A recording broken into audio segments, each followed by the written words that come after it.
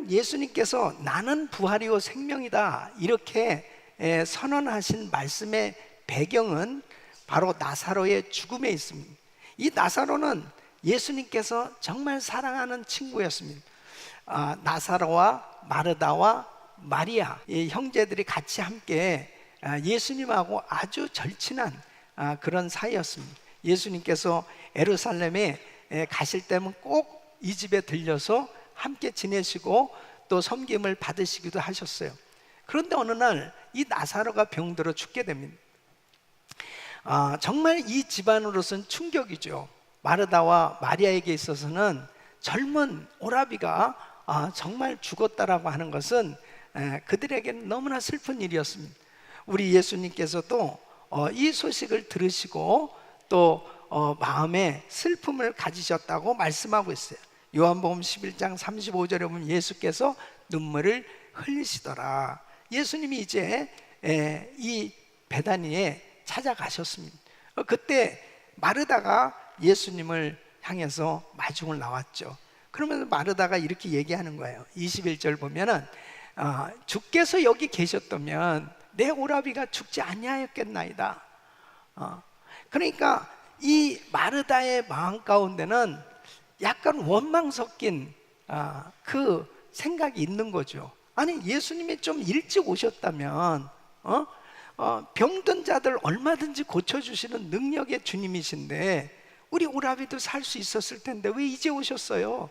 그러니까 우리 예수님이 이렇게 네 오라비가 살리라, 다시 살리라 그렇게 말씀하신다면, 그러니까 그럼요, 우리 오라비가 부활의 때는 다시 살 것을 믿습니다. 그래요. 그때 당시에 유대인들에게는 이 부활 사상이 있었습니다.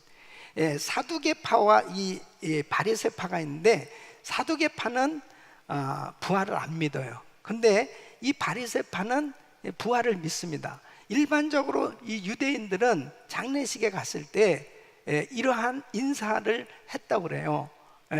다시 부활의 때 마지막 날에 살 것을 믿습니다. 그런데 지금 주님께서 네 오라비가 다시 살리라 이렇게 말씀하시는 것은 이렇게 바리새인들이 형식적으로 말하는 그런 인사가 아니고 지금 다시 살 것을 말씀하신다는 말이에요.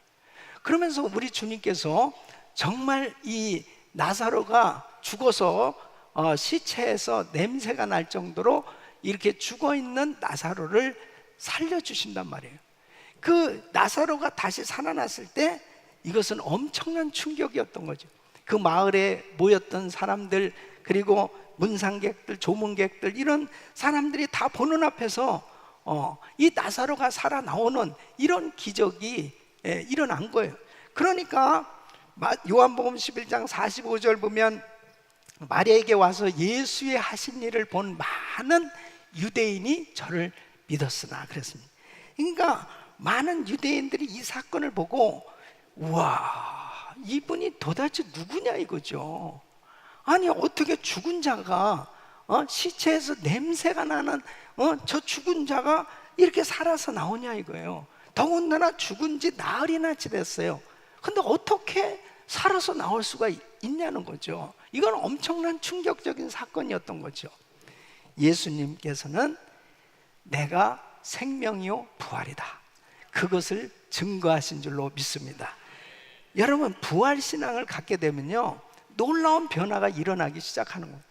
이 예수님의 제자들도 이 사건을 경험하고 나서 예수님을 바라보는 태도가 다른 거죠. 정말 이분이 우리의 선생님이 다른 사람이 아니구나. 정말 놀라운 일을 행하시는 거예요. 그렇지만은 이 예수님의 제자들이 예수님이 십자가에 못 박혀 죽으실 때 예수를 다 버리고 도망갔지 않습니까? 시리에 차고 좌절하고 실망하고 낭망하면서 좌절하고 있을 때 우리 예수님이 부활하셔서 그들을 만나 주신단 말이에요. 다시 죽었던 예수님이 살아난 거예요. 그 예수님 자신이 친히 부활하신 그 모습으로 이 제자들을 만나 주시고 이 제자들에게 성령 충만을 주셨을 때 제자들은 완전히 변화받은 줄로 믿습니다. 다른 사람이 됐어요. 이 제자들은 이제 더 이상 두려움에 빠지지도 않고 무서워하지도 않고 담대함을 가지고 신앙생활을 했단 말이에요. 사랑하는 성도 여러분, 오늘날도 마찬가지입니다. 부활신앙을 가지면 어떤 환경 가운데서도 담대하게 되는 줄로 믿습니다. 저는 오늘 이 말씀을 통해서 부활하신 주님이 우리와 함께하고 계신데 그 함께하시는 우리 주님의 역사가 우리의 삶 가운데 일어나고 그 부활하신 주님의 놀라운 능력을 경험하는 이 아침이 될 수 있기를 예수 이름으로 축원합니다. 자, 나는 부활이요 생명이라 라고 말씀하신 그 의미가 무엇이고 또 주님께서는 이 말씀을 하신 그 주님이 어떤 분인가 하는 것을 오늘 이 말씀을 통해서 다시 한번 확실하게 그 부활하신 주님을 만나는 귀한 시간이 되시기를 예수 이름으로 축원합니다. 첫째는 예수님은 인류에게 부활과 생명을 주시는 구원자시다 하시는 것입니다. 여러분 25절에 나는 부활이요 생명이니 이렇게 말씀하고 있습니다. 인류의 시조인 아담과 하와가 죄로 인해서 이제 죽게 되었어요. 죽음이 왔습니다. 인류에게 있어서 당면한 가장 큰 문제가 뭐냐면 죽음이에요.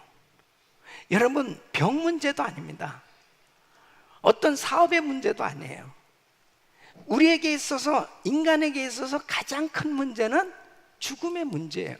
이 죽음의 문제는 어떤 물질로도 해결할 수 없고 권력으로도 해결할 수 없고 명예로도 해결할 수 없는 그야말로 이 죽음이야말로 해결책이 없어요. 죽음 앞에는 그냥 죽는 거예요. 네. 그러니까 사람들은 이 죽음의 문제 앞에서는 다 속수무책이에요. 네. 그런데 여러분 보세요. 하나님께서 인간을 창조하셨을 때는 영원히 사는 존재로 만드셨어요. 그런데 인류의 시조인 아담과 하와가 불순종함으로 인해서 이제 사망이 들어온 거죠. 이 사망이 들어옴으로 인해서 더 심각해진 것은 육신의 죽음뿐 아니라 이제 영의 죽음을 경험해야만 되는 것입니다. 여러분 영의 죽음은 이 죄의 심판으로 인해서 완전히 불못에 들어가는 거예요. 지옥에 들어가는 겁니다. 이 지옥불에 들어가서 영원토록 고통당하는 그러한 심판을 말씀하고 이것이 바로 영의 죽음입니다. 그러니까 사람들은 이 죽음의 문제 앞에 모두가 다 두려워하지 않을 수 없는 거예요.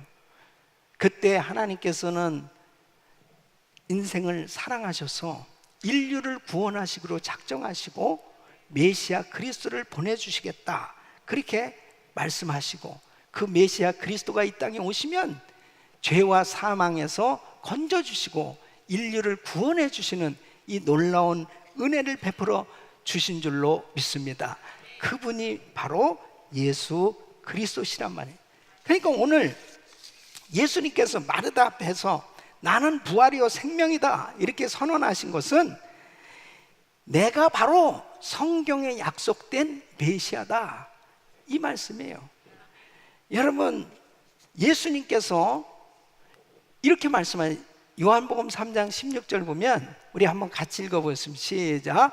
하나님이 세상을 이처럼 사랑하사 독생자를 주셨으니 이는 저를 믿는 자마다 멸망치 않고 영생을 얻게 하려 하심이라. 아멘. 이 세상에 많은 종교 창시자들이 있지만은 오직 예수님만이 구세주예요. 예수님만이 부활하신 거예요.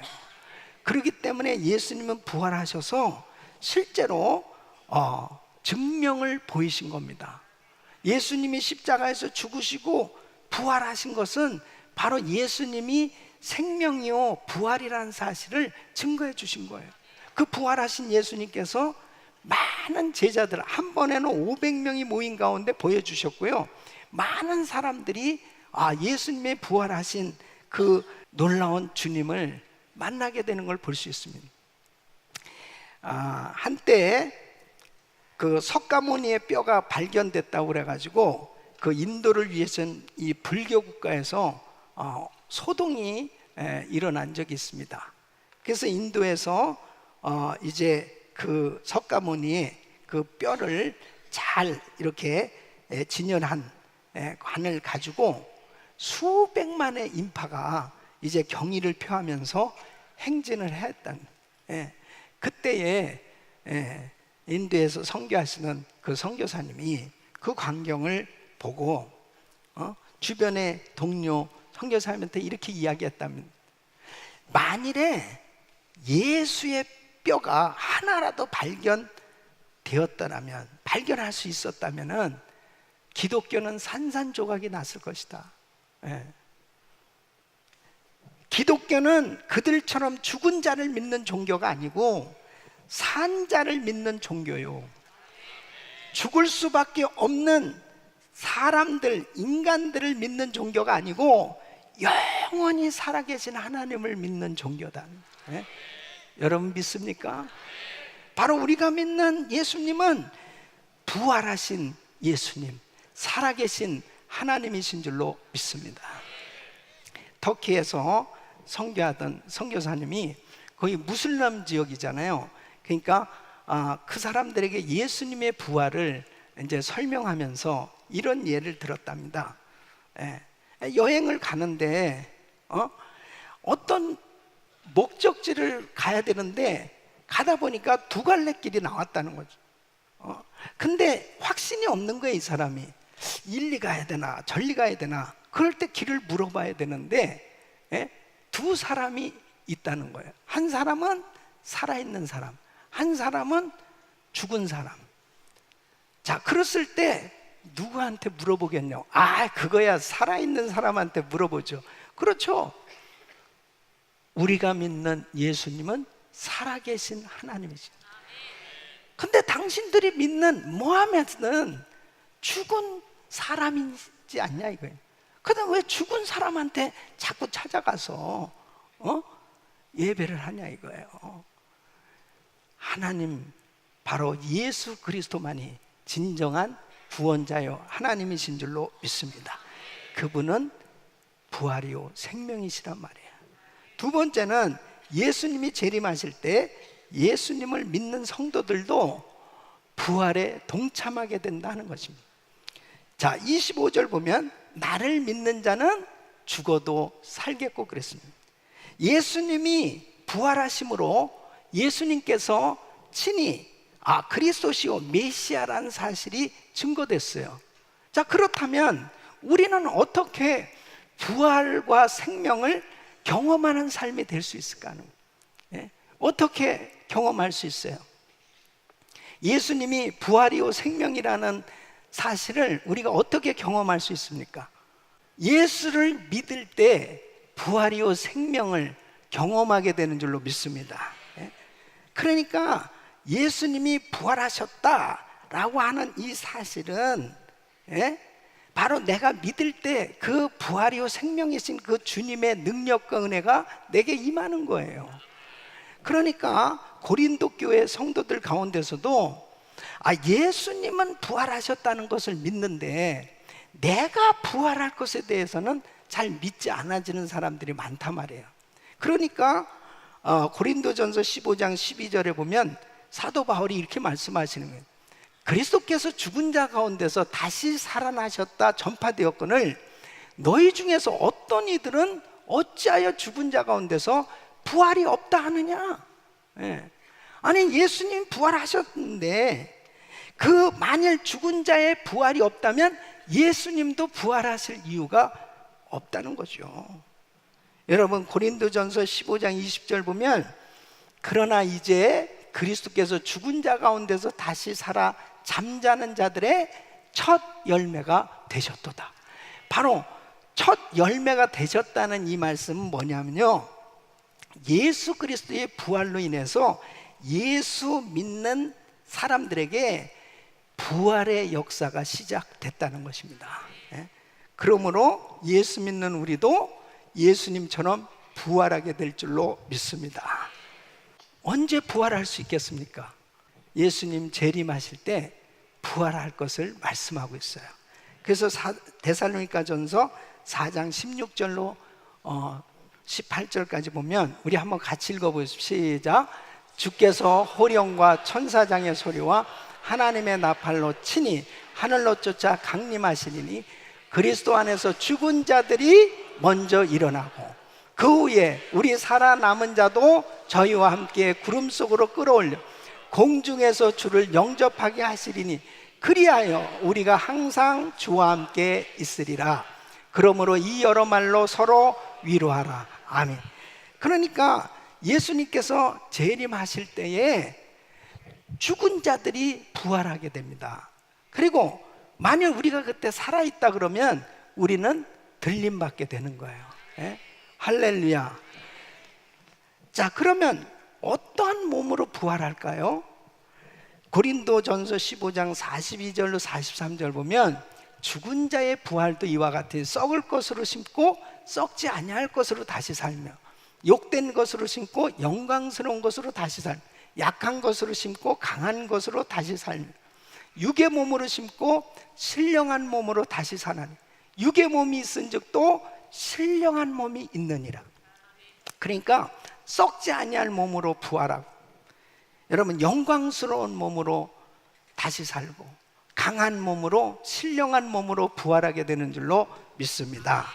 그래서 우리는 이 부활을 확신하며 살아가게 되면 죽음을 두려워하지 않는 거예요. 예? 이렇게 분명한 약속이 우리한테 있단 말이에요. 그래서 고린도전서 15장 55절, 58절, 57절까지 보면 한번 같이 읽습니다. 시작. 사망아 너의 이기는 것이 어디 있느냐? 사망아 너의 쏘는 것이 어디 있느냐? 사망에 쏘는 것은 죄요 죄의 권능은 율법이라. 우리 주 예수 그리스도로 말미암아 우리에게 이김을 주시는 하나님께 감사하노니 이김을 주시는 하나님께 감사하노니 이김을 주시는 하나님께 감사하노니.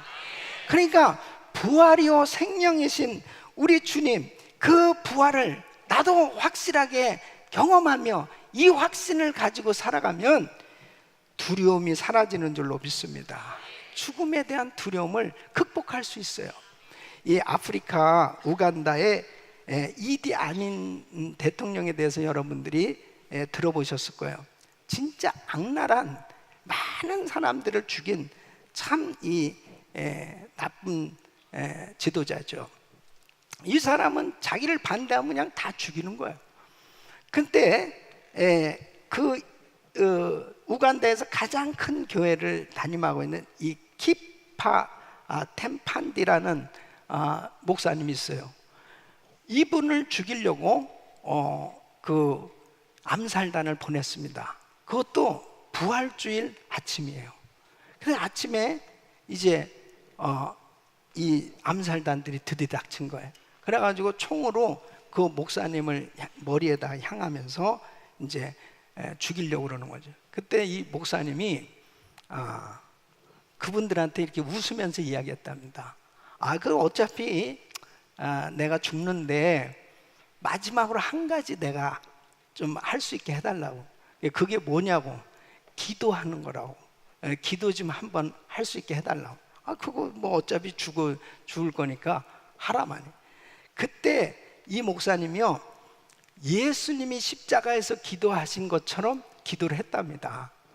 하나님, 여기 있는 사람들 자기가 무엇을 하는지 알지 못합니다. 알지 못하고 이런 짓을 하고 있습니다. 불쌍히 여겨주시고 이 죄를 용서해 주세요. 아버지, 내 영혼을 받아주세요 하면서 간절히 기도하고 아멘 했더니 살인하려고 왔던 사람들이 기도해줘서 고맙다고 그러면서 그냥 가더라는 거예요. 그러니까 이제 이 사실이 알려졌잖아요. 아니 정말 이렇게 총을 겨누고 그런 상황 가운데서 어떻게 그렇게 여유 있게 하실 수 있냐고. 그러니까 이 목사님이 한 얘기가 우리는 예수를 믿음으로 죽어도 부활할 것을 우리는 약속받았지 않냐 이거예요. 그러니까 이 부활신앙이 있으면 두렵지 않다고. 그렇습니다. 부활신앙을 가지면 살아나는 줄로 믿습니다. 담대해질 수 있어요. 이 부활신앙으로 충만할 수 있기를 바랍니다. 세 번째는 예수님의 부활과 생명은 예수님을 영접한 순간부터 누릴 수 있다 하는 것입니다. 자, 26절 보면 무릇 살아서 나를 믿는 자는 영원히 죽지 아니하리니 이것을 내가 믿느냐 그랬습니다. 여러분, 우리가 예수를 믿는 그 순간에 뭐예요? 구원을 받잖아요. 이 구원받는 하나님의 자녀들에게 이 부활의 생명이 임하는 거예요. 이 부활과 생명을 누리게 되는 것입니다. 자, 어떻게 누려요? 바로 예수님이 죽은 자 가운데서 살아나신 것은 바로 성령님의 역사심이에요. 죽은 자 가운데 살리신 분은 성령님이세요. 바로 내가 예수를 믿을 때 그 성령님이 내게 임하심으로 이 부활의 생명이 임하는 거예요. 자, 그래서 로마서 8장 11절 보면 예수를 죽은 자 가운데 살리신 이의 영이 너희 안에 거하시면 그리스도 예수를 죽은 자 가운데서 살리신 이가 너희 안에 거하시는 그의 영으로 말미암아 너희 죽을 몸도 살리시리라. 너희 죽을 몸도 살리시리라. 그러니까요, 자 보세요. 예수님께서 나사로가 자 병들었습니다 그랬을 때도 안 가셨어요. 예? 지체하셨어요. 근데 나사로가 죽었습니다 이 소식을 들었을 때 예수님이 이런 말씀을 하세요. 야, 우리 친구 나사로를 깨우러 가자. 지금 마르다는 자 부활의 때는 우리 오라비가 다시 살 것을 믿습니다. 그것은 자 부활의 때지 지금은 아닙니다. 지금은 죽었어요. 죽어서 시체가 돼서 냄새가 납니다. 지금 그러고 있어요. 근데 예수님께서 바로 말씀하시는 건 네 오라비가 살리라. 이 말씀은 지금 살려주겠다는 거예요. 지금 믿으면 이 부활과 생명의 역사를 경험할 수 있다는 거예요. 예. 그러면서 나사로야 나오라 그렇게 말씀을 하니까 꼭 자던 사람이 깨어서 나오는 것처럼 배를 동인 채로 나오고 있는 거예요. 여러분, 바로 나사로가 죽은 지 날이나 돼서 썩어서 냄새가 나서 이런 상황 가운데 있는 것은 희망이 없는 거죠. 소망이 없는 거죠. 그런 상태에 있죠. 그런데 부활이요 생명 대신 주님의 말씀이 들어가니까 살아나는 거예요. 여러분, 이 약속은 우리에게도 먼 미래에 있는 약속이 아니고 당연히 예수님 재림하실 때 우리 모두가 부활하게 되지만 그 약속도 중요하지만 지금도 부활하셔서 이 자리에 오신 그 주님께서 우리에게 역사하고 계신 줄로 믿습니다. 초대교회에 엄청난 핍박이 있었어요. 그런데 그 많은 사도들이, 많은 성도들이 그 핍박을 받으면서도 어떻게 그 어려움을 극복할 수 있었냐? 부활신앙을 가졌기 때문에. 이 부활신앙을 가지면 영원한 본향 하늘나라에 대한 소망을 갖게 되는 거죠. 죽어도 살겠고 죽어도 살겠고. 그러니까 이 부활 생명을 가지고 있기 때문에 또 부활하신 그 주님이 나와 함께하고 계시기 때문에 담대할 수 있는 거예요. 할렐루야. 자, 이번에 우리가 1000번째 40일 기도회를 하면서 정말 우리 성도들이 많은 기도 응답을 받았습니다. 이 부활이요 생명이신 주님께서 역사하시니까 불치병자들이 고침을 받고 힘들고 어려운 문제들이 해결되고 그런 놀라운 역사가 일어나더라는 거죠. 왜? 주님은 지금도 살아 계시니까. 1000번째 이 40일 기도회 하는 동안에 그런 경험을 많이 하게 됐습니다. 저는 이 눈이 좀 약해요. 그래서 막 씹힐줄이 터지고 두 번씩 40이라는 건 두 번씩 터지고 그러면 한 번 터지면 한 10일 정도 지나야 다시 이게 깨끗해지죠. 또 막 이상하게 내가 괜찮았는데 지난번에 여행 갔다 이 손목을 다쳤어요. 근데 안수하려고 지났으니까 얘기지만 안수하려고 그러면요 손이 너무너무 아픈 거예요. 그래서 이 마이크를 사실 못 들고 제가 이걸 계속 사용했잖아요. 근데 죽어도 살겠고 주님이 역사하실 줄 믿고 계속 또 많은 성도님들이 정말 기도 제목 가지고 예배에 참석하는 성도들이 얼마나 귀해요. 그러니까 내 손은 사실 좀 으스러지는 것 같이 아파도 기도하면서 또 많은 성도들이 치유받고 역사 일어났는데 딱 40일 기도 끝나니까 다 났어요. 다 났어. 그러니까 하나님이 날 테스트 하시는 것도 있어요. 네가 그래도 진짜 내 양들을 사랑하느냐, 내 성도들을 사랑하느냐, 네가 그래도 정말 그렇게 할 수 있느냐. 그러니까 이 부활신앙을 갖잖아요. 부활신앙을 가지면은 두려움이 없어요. 주님이 역사하시기 때문에 그렇습니다. 자, 이번에 한여름 성령 집회 강사로 오신 박순애 전사님, 이분은 절대 절망의 삶을 살았던 여인입니다. 세상에 이렇게도 어려울 수 있나, 이렇게도 고통스러울 수 있나, 이렇게도 가난하고 이렇게도 고난을 당해야 되나 할 만큼 참 힘든 삶을 살은 여인이에요. 근데 예수님을 만나서 정말 그야말로 부활한 거예요. 완전히 절대 희망의 삶으로 바뀌어져서 빛나는 인생, 위대한 인생이 됐다면 할렐루야. 이분을 만날 때마다 제가 얼마나 가슴이 뛰는지 몰라요. 정말 산 증인이에요. 이 부활신앙의 이 삶을 보여주고 있어요. 그 남편 정말 지독한 그런 깡패였잖아요. 그런 남편을 정말 이렇게 변화시켜서 지금 순한 양과 같은, 이번에도 또 뽕짝을 보여줄지도 모르는데, 정말 하나님께서요 참 아름다운 가정을 만들어 주시고 그 두 아들 다 주의 종 만들고 정말 지금도 보면 너무 아름다운 인생을 살고 있는 정말 모델이에요. 이번 집회에 그 역사가 일어날 줄로 믿습니다. 부활신앙의 역사가 일어날 줄로 믿습니다. 이번에 새생명 축제를 함께 하고 있잖아요. 우리만 참석하는 것이 아니고 우리 주변에 보면 소망 없이 사는 사람 너무 많아요. 방황하는 사람이 너무 많아요.